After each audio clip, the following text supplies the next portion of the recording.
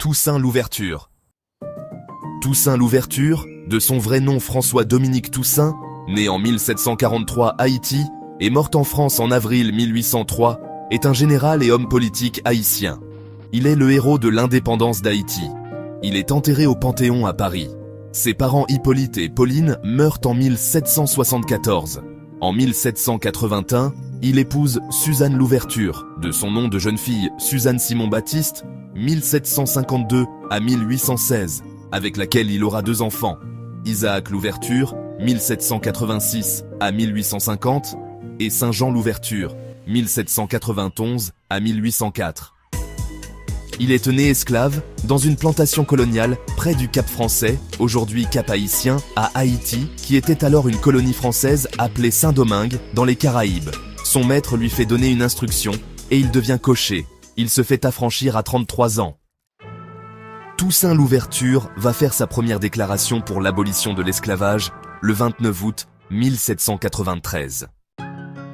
Quand la jeune République française abolit l'esclavage en mai 1794, il change de camp et rallie les Français qui viennent de décréter l'abolition de l'esclavage dans leurs colonies antillaises.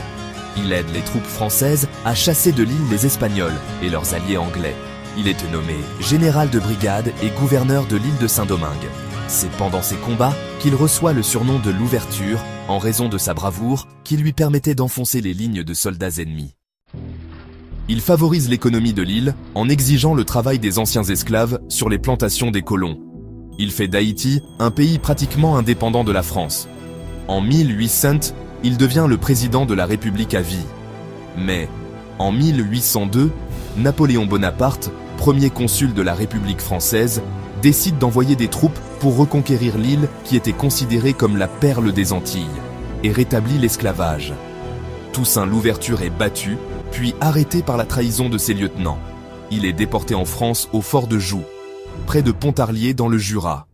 Il meurt en prison, certainement de maladies non soignées, le 7 avril 1803.